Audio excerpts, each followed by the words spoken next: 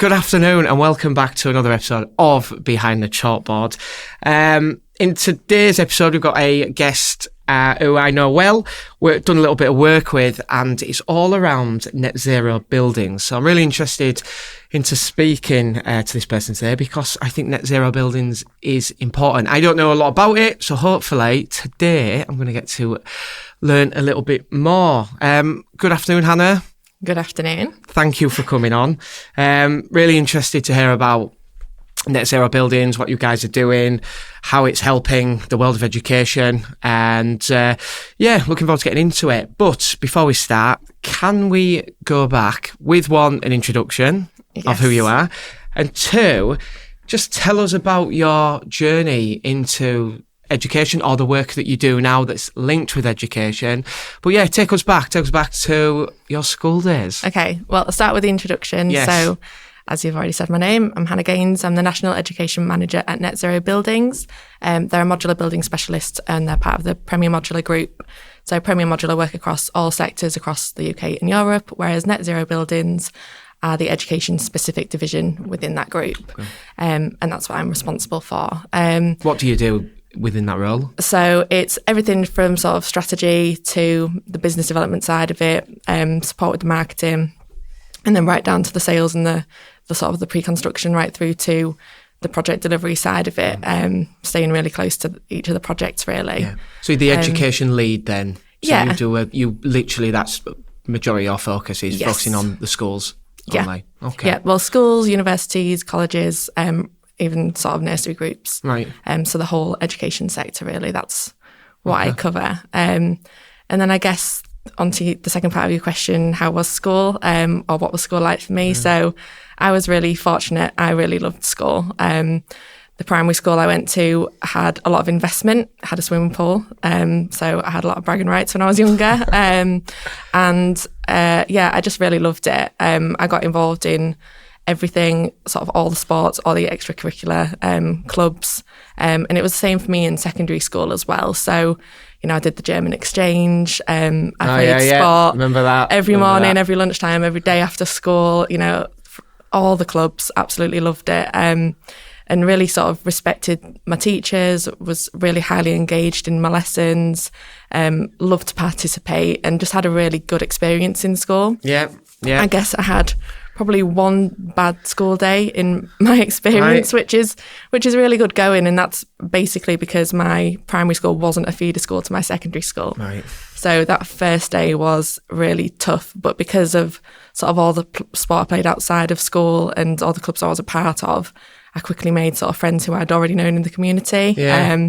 And so the second day was much better than the first. But all in all, had a really good experience sort of through school. Exactly. So, I was like lucky. that, like friends with everyone. Yeah. It was easy, wasn't it? You were like, you're Yeah. friends with everybody, no matter what it was. Everyone like formed into groups, but our school was same. Ours wasn't a feeder. Ours was just a primary school, and then we had to go join a secondary school. And it's when all the kids come together from all the different schools, and it's like, and then it's almost like, it's about like, you've got to find your place then, haven't you?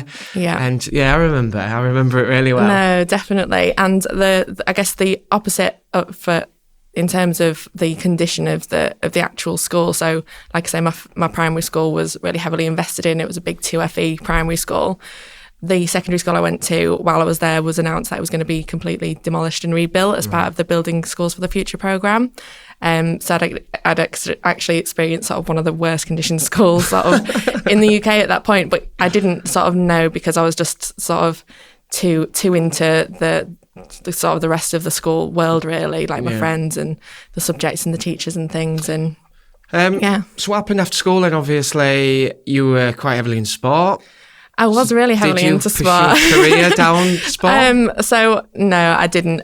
But to be honest, while I was at school, you've got to make your decisions at a really young age, haven't you? Yeah. So you've sort of got to know what you're going to do forever at a very young age, which 15, I didn't know. I think I had a lot of strengths across a lot of different subjects, so I didn't sort of naturally gravitate towards one, apart from sort of I did have a passion for sport. And I guess I followed the traditional route of taking AS levels, A levels at the school that I went to. Still didn't get to sort of benefit from the new school build though, because that opened the September that I left before, so timed that really well. But no, I did my A-levels, and the choice at university was basically to pursue sport or to go for economics with German. Okay. And I know they're sort of very different, but sport was a passion and I knew that I loved it. Economics, you know, I was really into it, but I had a really, really good teacher, and I was concerned that I was more into the lessons and how engaging he was, and how much of a great teacher he was, making economics fun for me, or whether I actually liked the subject. So I sort of went down the sport route. After 3 months, sort of realised I loved participating in sport, but not necessarily the science behind it. Yeah. So then just came home and got into the world of work, really, starting off in retail, and then found the modular industry. Yes, found it. Did you find it, or did it find you? A little bit of both. Yeah. So I started off initially sort of in the project delivery side of it, working on a big batch of schools actually. Sort of supporting contracts managers and project managers. So I started at the sort of the last part of the process, and then sort of with the promotions, sort of worked my way forward. So then worked in sales, doing a bit of estimating, a bit of quoting, a lot of sort of client facing sort of conversations and meetings and things, and then sort of took a step even more early in the process, which is that business development side of it, and that's where I became solely education focused. So that's when I started reading crazy amounts of news articles and guidance and output specs and building bulletins and funding criteria, just everything about education. And yeah, I've sort of stayed education specific ever since, really. I think I found a really sort of happy place for me in terms of work. You know, it's a great sector. I love sort of doing what I can to support it, really. And I think that comes from having such a great experience myself. I want to make sure other children are getting that in whatever sort of way I can provide that.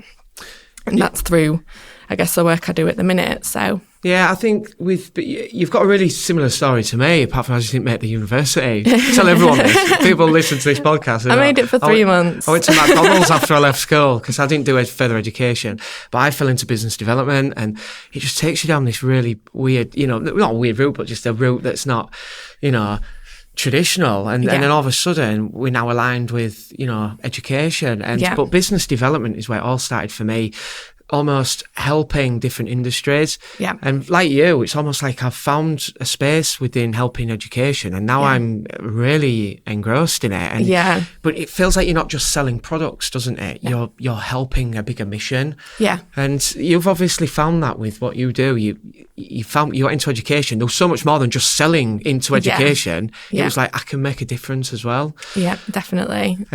Which you then, because your story doesn't just stop at selling, you obviously are a school governor as well. So just talk to us a little bit about the governor stuff and how you actually even got into that. Well, I noticed that sort of whenever I got an opportunity to volunteer or sort of give back in some way, it always led me down the schools route. And even when I was in year 9 and did my work experience, I went back to my primary school for 2 weeks. And then just sort of through my working career, really, I've sort of sat in on year 11 mock interviews. I've sort of helped year 3 and 4 read at lunchtimes, and everything I was doing was sort of leading me back there, because I just wanted to again support and give my time, because that's so valuable. And I actually had a meeting with a CEO of a multi-academy trust in the area that I live, and we were talking about lots of things, but eventually they asked the question, have you ever thought about being a governor? And I thought, well, I don't have any school-aged children, so I thought that was like my first sort of hurdle. I'd not had any experience working in a school, apart from my 2 weeks work experience when I was in year 9. And I just didn't think I fit what a governor should be. And then she sort of explained a little bit more about it, how many meetings a year it would be, what sort of skills they'd be looking for. And she happened to mention that there was a vacancy on the board where I actually went to, the primary school that I went to. So that's right. Everything sort of just worked out. That's amazing. That's come back round like that. I didn't know that, by the way. I didn't know that. I knew you were governor. Everything goes full circle. I didn't know it was back. Yeah. Right? So I joined that 2 years ago. I'm part of a really strong local governing body. Been through an Ofsted with them. As part of our sort of governing body as well, we're split into two committees, the curriculum committee and the standards committee. I'm part of the curriculum committee, so we meet separately for that. And I'm also the early years curriculum and setting lead.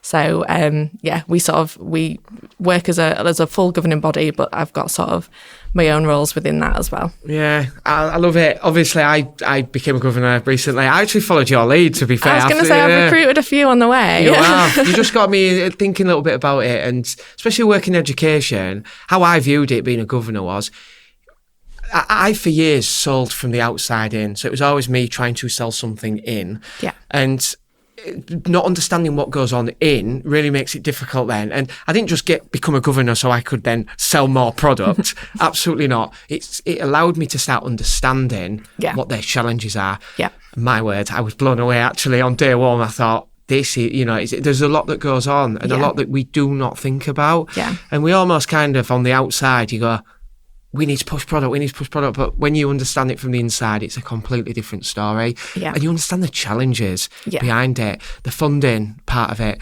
the falling pupil numbers, which, is just incredible. And all of a sudden, it's almost like running a business. Mm-hmm. Income needs to come in because we need more children. That income then gets separated into different parts, and you're almost running a business. But it opened my eyes to what it's like inside schools, and same as you, there's a fulfillment in helping. Yeah, definitely. But 2 years in, I think we sign up for. I've been signed up for 4 years. Yeah, I didn't know it was 4 years. By the way, I said right, damn, 4 years. It's a term, yeah. So you're in for a full term. So I was like, right, we've got a long journey ahead. But so. We're going to come back to the net zero stuff in a minute, because obviously that's really important, but I just want to talk about like your journey and stuff like that. Yeah. As well as doing the work with net zero buildings, you're doing the governor, you also, I've seen you do blogs online as well, so you write as well. So quite a lot of stuff going on here. Yeah. It's all education focused, it's all around helping schools. We put a couple of blogs on their website every month, and that's just to touch on topics which are relevant at the time. And like you say, it's not necessarily sell, but it's talking about challenges what a school might face or a college might face, and sort of what we can do to support that. Because what I'm selling isn't sort of a pack of pens which cost £10. There has to be a real need.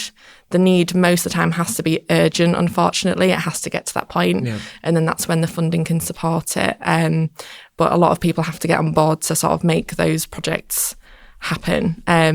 So that's the sort of the blog side of it. And then I've managed to get in quite a few magazines and quite a few sort of news outlets. Sort of just give my ideas on how we can make schools more sustainable, how we can make them more inclusive and accessible, and how we can really sort of put the children at the front of sort of all our design and all our work, and I guess make them sort of better places, because the quality of the education environment directly correlates to improving outcomes. Yeah, well, I'm going to touch on this piece. That I can sort of help with, really. Yeah, we are going to touch on this piece, because it's really interesting. We're talking about, you got blogs, you got magazines, now you got a podcast. Oh, yes. It was always going to happen, wasn't it? It was always going to happen, to be fair. What I'd like to know is what does it mean? What does a net zero building mean? Because our audience is just general public. Yeah. And sometimes what I wanted to do with this podcast is allow everybody to kind of understand it. I think what it's like in our game. We speak in, abbreviations, and we talk in levels that people just don't get it. So 100%. Let's just break it right down. What is a net zero building? So breaking it right down, so there are probably 3 reasons why someone within the education industry would need a net zero building. And I go off it being APC because I couldn't make ABC work. Okay. So the first one is application. And by application, I mean, what would the sign say on the door? So would it say, dining hall? Would it say English classroom? Would it say music classroom? Would it say science block? So there'll be a need for a certain application which that school or education establishment doesn't yet have. And I think the best example of that would to be give sort of the T-levels. So when they were being rolled out, they needed a real specialist space. And that is why someone would potentially need a net zero building for an application, for a certain application. So the second one comes as P, which is it's for population. Yeah. And that's to do with changes within population, and whether that be for sort of bulge cohorts, which we've seen in the sort of secondary school and going up into further education now, or that could be increase in children with SEN. So that's changes to population, changes to capacity, and changes to sort of need. So there's some crossover, but that's sort of the second reason why someone would need a net zero building. And the third reason, and the biggest one, which we see in the news all the time, is condition. Okay. So this is where we're talking about the sort of £13.8 billion backlog maintenance that the school estate has, and making that better, and whether that be from mobile classroom replacements or supporting the rat crisis when that hit, or asbestos removal, and that can be for permanent projects or temporary ones. Okay. So they're the three reasons why someone might need a modular building. They typically fall under one of those categories, and there's different funding to support each one. So you've got, for example, the school rebuilding programme to support the condition. You've got for the changes in the population, there's a £15 million investment in school-based nurseries now to try and get, pupil numbers secured at primary schools and make sure that we avoid any closures. And then the same for application. So when the T-levels were rolled out, there was capital to support that as well. So, yeah. Right. APC, I like that. You couldn't make ABC work. I couldn't make it work. APC, so they're the three, like they're the sort of three categories of projects. Makes sense. In my head, that's sort of not an industry standard. No, I like that though. That's standard. What it's about. We can make our own standards, but I like it. It gives it, it's easy to remember. Yeah. So we're a school that's got really bad condition, and some of the rooms are full of asbestos, some of them have got rack. They basically come to you and go, we need a pop-up building, almost. Yeah. I'm just talking here like a general public. We need a pop-up building, or we need a new building to basically school the students while that gets done. Mm-hmm. Are they coming into the building then, working in it for 12 months while that gets done, and then that building's taken away, or does it stay? A net zero building can be for the decant, for that temporary solution whilst the refurbishment or the demolition is going on, or it can be for that permanent solution as well. So it can be both, and there's a lot of projects where we will have a temporary building whilst we build the permanent structure. So it's both really. What do we think that? So we've obviously got a bit of a crisis at the moment with falling pupil numbers. So how does that affect a business like yours, I guess, when you would obviously create more buildings to create more space, but actually we've got a scenario where schools are like, we've got too much space and we've got a minimum amount that we can take in to make it viable to run a school. Yeah. Are you seeing that? Like, are you seeing a scenario where people are not taking up options to build more, or are they just drawing back completely? Just give us your take on it. Yeah, so there is this question around utilisation and sort of refurbish versus rebuild, but there is so much out there in terms of the education estate that, the numbers are still really, really high. So the education estate altogether is the biggest public sector, is more than all the other public sectors put together, It's about half the size of Wales. So all the estates put together, so it's huge. So although there might be sort of decrease in numbers in primary schools, for example, that's why there's such a big push to have these school-based nurseries. And the reason for the primary school sort of fall in numbers is sort of birth rates, cost of living, buying houses first, and this delay in having children is having a knock-on effect from the primary schools. So there is a big investment into these school-based nurseries and nursery groups, and a couple of years ago in the spring budget there was the biggest investment into early years, I think in UK history. So from this September, from 9 months old to 5 years old, you can benefit from 30 free hours. That's right. Yeah, we're right in the middle of it because we're we're looking at it. We absolutely are. Yeah. Yeah. So that's to encourage people to It's to support people going back to work. It's to certainly in the school-based nurseries, it's to support that smoother transition into reception and making children sort of more school ready. But it's also helping children get identified earlier if they're sort of if they've got SEN. Yes. So yeah. Because that's the thing I think sometimes the news can make, so there's one side to every story, isn't there? And sometimes when news comes out in national press, it can be really bad. But there is obviously data to show that we do have falling numbers. And some schools are having to potentially merge together, some are having to close down. And we actually spoke about this in another podcast. Some schools have got so much space, but they don't know how to utilise it properly. When actually they could draw that back and bring in a smaller intake.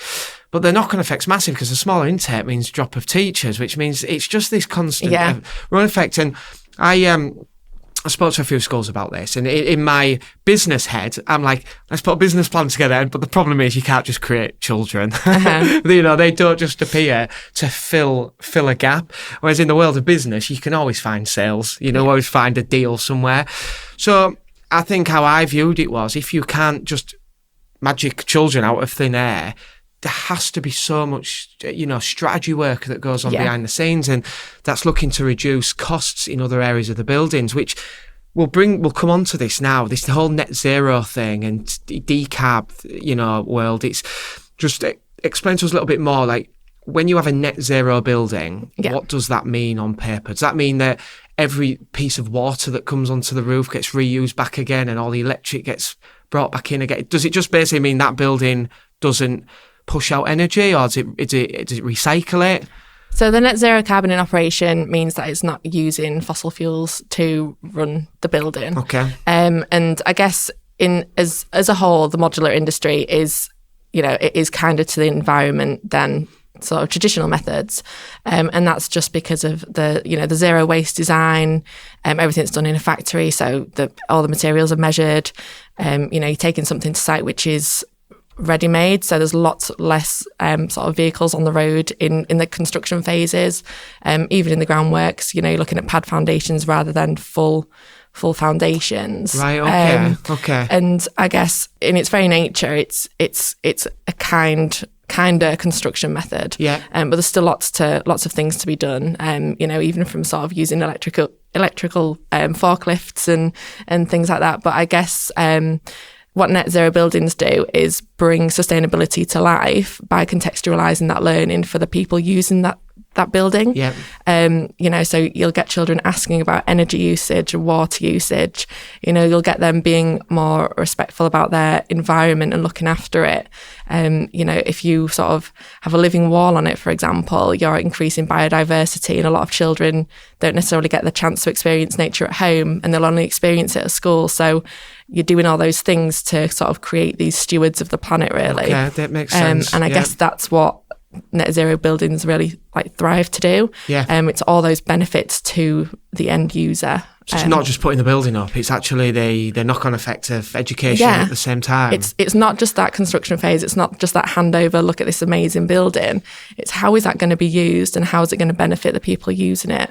And it's for all those reasons, really. It's like I say, it's creating this generation of people, of children who are going to look after our planet and look after the buildings and be aware of energy use and water use. Because I know when I was at school, I loved school, but I wasn't asking questions about water usage. No, definitely not. Our buildings weren't designed to inspire, were they? No. At all. Well, mine got knocked down. Yours got knocked down, it must have been that.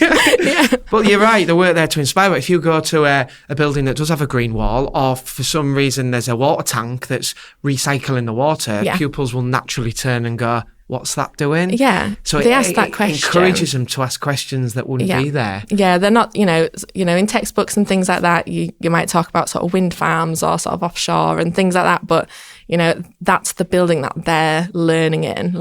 It's real life. So let me ask you a question. Okay. We're not going to get controversial. Another one. Yeah, so absolutely, because I'm really interested. Is full of questions. Really interested. It's really good stuff, is this? Do we have them? So estate managers, we do lots of work with the different estate managers. They lead a lot of this. They would be they'd be the front of all this, especially when there's I won't say pop-up building, especially when there's a new building going up. They're usually the lead. Yes, it goes back to the trustees to sign off everything, but they're the lead on everything. Yeah. Stuff like this needs probably still a lot of education, because in some of their heads, they just need a building. Yeah. They're not thinking about that long-term impact of that. So how much work do you still think is to be doing on the actual education of what these buildings can do? Yeah, so capabilities is always one. And sometimes when we show people case studies of buildings that we've installed, they're blown away and they can't believe it's modular. Whereas, if you sat in a building, depending on how it's finished internally, you wouldn't be able to tell if it was modular or not, because of how it's finished. So it's that change in perceptions, because in a lot of estates, there's maybe a lot of sort of old temporary or modular sort of classrooms which aren't in the best condition. They're way past their design life. But the buildings that we're working on now are sort of, they're really built to last. And there is that capability shift, and it's trying to get people to understand we're not the sort of a reaction to a crisis. We are a permanent solution. And if you invest in a net zero building, for example, you're going to be reducing your running costs over time. You're going to not be using any fossil fuels. You're going to be just benefiting from a kind of building. Yeah. And you do a lot of talks on this then, and that's what you talk about a lot. It's not about just putting a modular building in, it's all the benefits of it as well. Because I'm learning a lot just speaking to you now. I know that we've spoken about it briefly, haven't we, in the past, but I think where I come from, I'm very like everybody else, and if you're not in the game of what you do, it's really hard to understand. A lot of estate managers I speak to have got ex-army backgrounds, ex-estates from NHS. They're not from the education world, but they end up in this space. Yeah. And then if they're not educated on this, they end up just going, all right, we need a modular building. Yeah. Just get the cheapest one. Just get the cheapest one, because we just need to put the kids somewhere for 4 weeks. Yeah. So I guess there's going to be changes in procurement to that type of thing. But I guess estates managers do have tricky jobs. So they've got their expertise is in the estate side of it, but they'll have a finance manager, they'll have all the educators and the people who are more bothered about sort of the curriculum side of it and how they're going to be teaching. And it's that balance between sort of getting that compliance and that health and safety right, and that estate need for the right price to satisfy the sort of financials within the trust or the school, and also making sure that it's going to be the best place for those children to learn and for those teachers to be able to teach. Yeah. So it's a real fine balance. But yeah, you're right. We typically start with speaking to the estates managers, and then we support them sometimes in some hurdles they might face. So, for example, that upfront investment, but to get those running costs down over time, we can sort of supply that for them to put a better sort of business case to it. Yeah. And the same with the sort of educators. So we can discuss designs all around sort of what would be the best way, the optimum learning environment. So there's 5 sort of fundamentals really, and that's the air quality, the air temperature, ergonomics, acoustics and lighting. So getting all those things right and investing in those things will create better places for teachers to teach, because it's a workplace, not just a place for the children. It's a better environment for them to learn. It's optimizing their potential, and it's also sort of supporting the financial side as well. So we have to, make sure that we're showing benefit across the board to everybody. Do we have data on how environments affect teaching and affect learning? So, for instance, I don't want to put you on the spot. You don't have to answer it. It's like I say, I'm not looking for data, but do we have data? So, for instance, I'm just looking at an example of if you go into I remember back in my classroom, I had like these plastic windows and sun came through, and it was awful, gloomy area. Mm-hmm. But you don't understand at that time. You just think, it's a bit dull in here.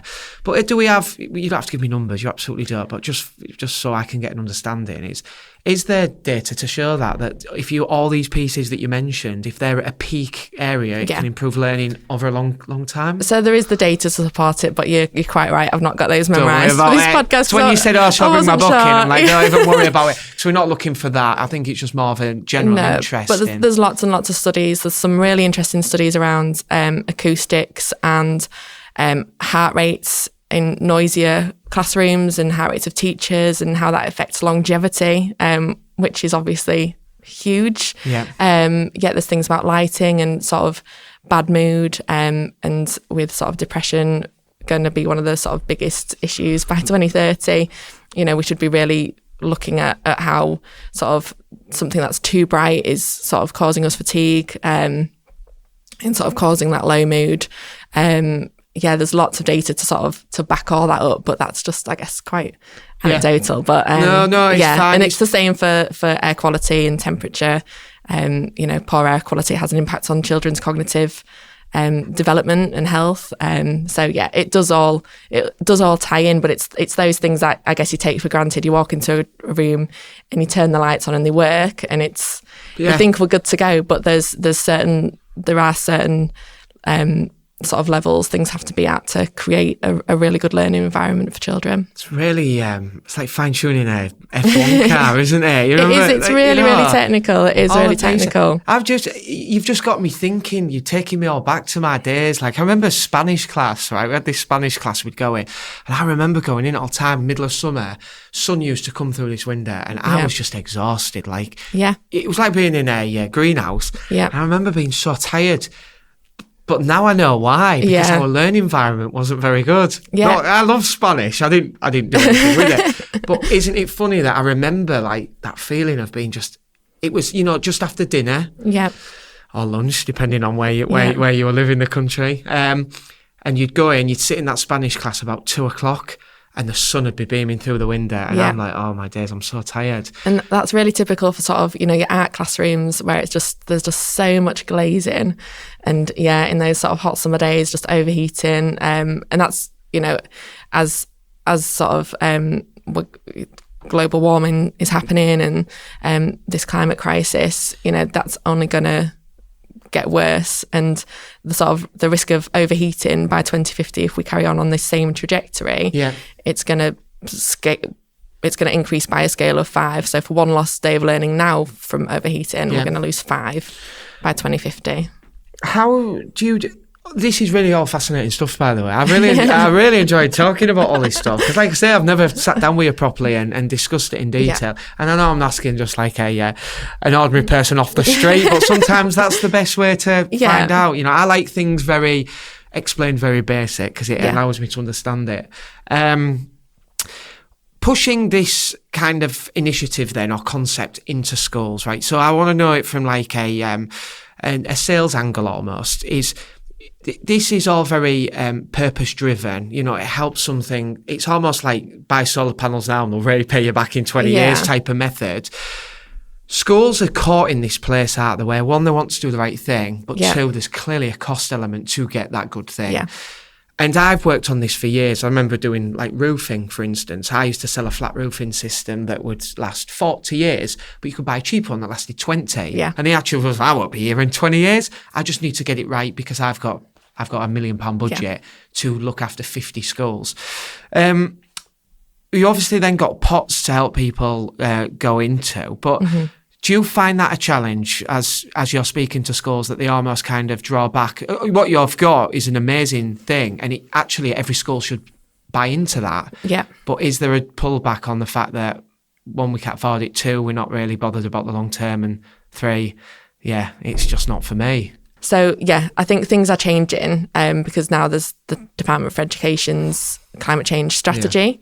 And I guess there's more, push and prioritising, just doing the right thing now.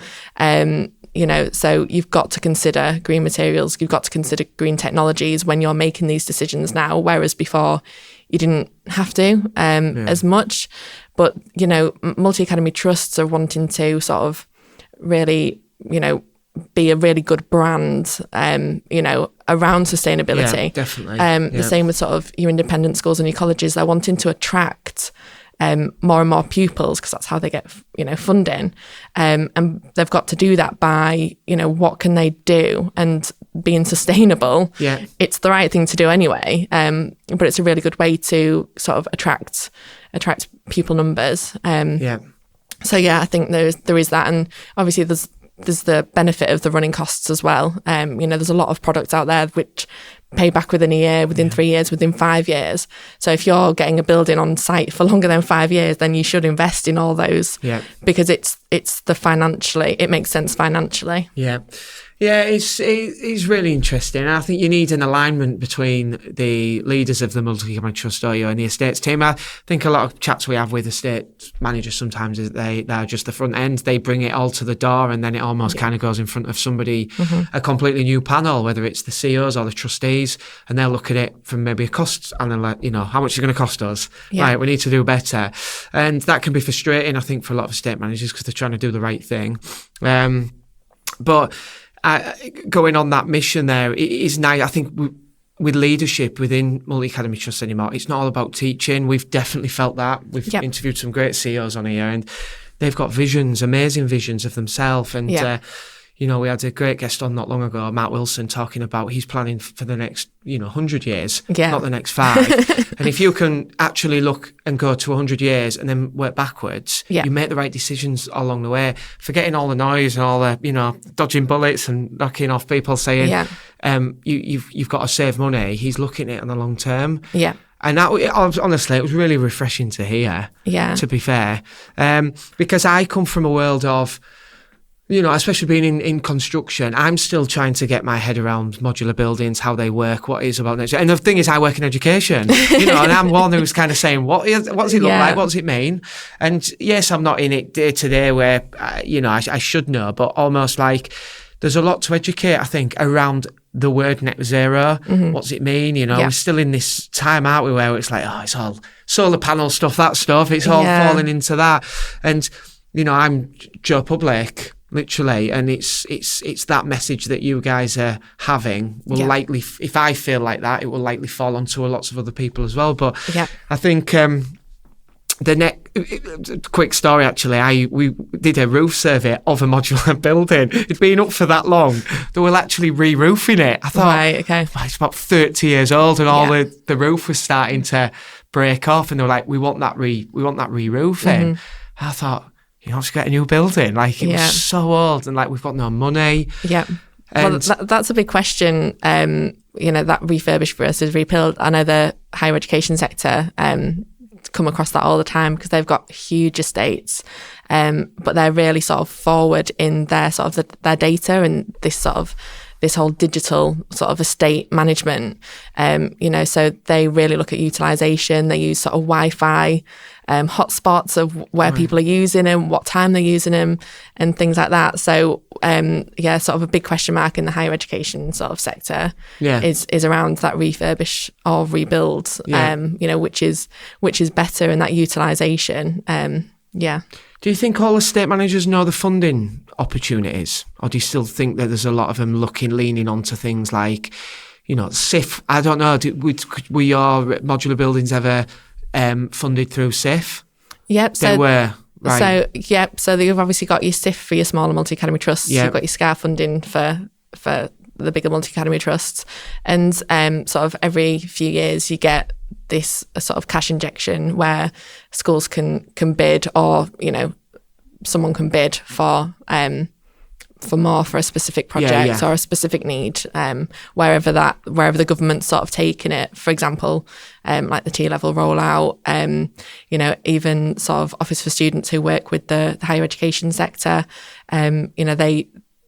they fund a lot of projects, usually specifically around certain subjects, where again the government wants to see sort of a push in sort of generating skills and jobs. We've obviously with funding pots, there's so many different ones that pop up everywhere, and sometimes people miss them. Sometimes only so much in there. It's like, there's 10 grand in that one. It's gone. It's gone.